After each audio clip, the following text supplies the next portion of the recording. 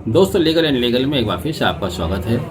दिल्ली के मुख्यमंत्री अरविंद केजरीवाल आज शायद कम से कम जेल रहेंगे। आज उनकी जमानत की याचिका पर सुनवाई नहीं हो रही है।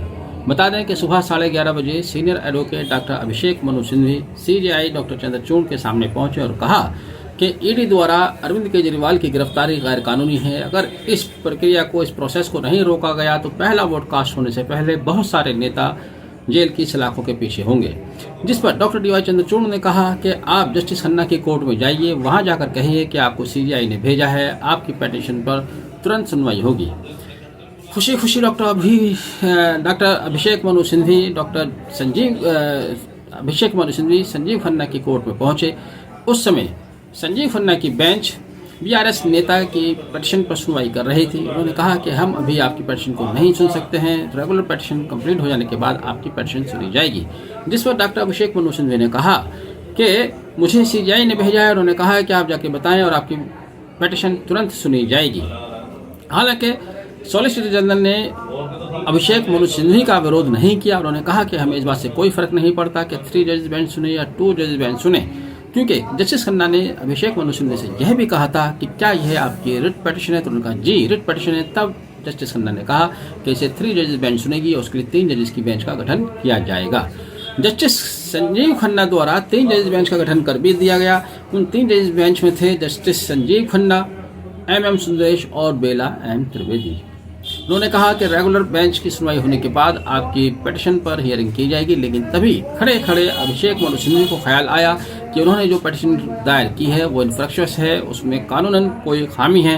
तब उन्होंने बेंच को कहा कि वह अपनी इस पिटीशन को विड्रॉ कर रहे हैं, आप रजिस्ट्री को बता दें, कोर्ट मास्टर को बता दें, हम इस पर सुनवाई नहीं करना चाहते। चूँकि ईडी द्वारा रिमांड और अरेस्टिंग में कुछ क्लैश पैदा हो रहे हैं। अभिषेक मनु सिंघवी का कहना शायद ये था कि जहां से रिमांड हुआ है वहां पर वो रिमांड पर ही इसको अपोज करेंगे, वहां सुनवाई करेंगे। तब जस्टिस संजीव खन्ना ने कहा कि आप यहां से जा सकते हैं और आपको यहां पर आने की जरूरत नहीं है। तो इस तरह से डॉक्टर अभिषेक मनु सिंघवी द्वारा अरविंद केजरीवाल की जो पिटीशन सुप्रीम कोर्ट के सामने अर्जेंट हियरिंग के लिए पेश की गई थी, chief justice of India doctor DY Chandrachud ने जिसको अर्जेंट हियरिंग के लिए स्वीकार भी कर लिया था, जस्टिस संजीव खन्ना द्वारा 3 जजेस की बेंच का गठन भी कर दिया गया था। उसके बाद डॉक्टर अभिषेक मनु सिंघवी को ख्याल आता है कि उन्होंने जो पिटीशन फाइल की है वो कानूनन तौर पर उसमें कोई खामी है, कोई कमी है, और इस तरह से अरविंद केजरीवाल की यह पिटीशन आज विड्रॉ कर ली गई है।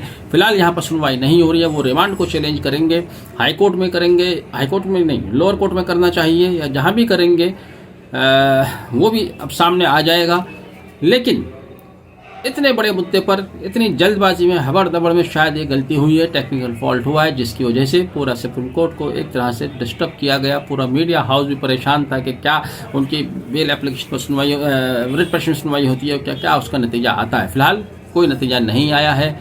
अभी रिमांड पर वह हाई कोर्ट के समक्ष जाएंगे, लो कोर्ट में जाएंगे, वह जानकारी आना बाकी है। लेकिन ये तय है कि आज अरविंद केजरीवाल जेल में ही रहेंगे।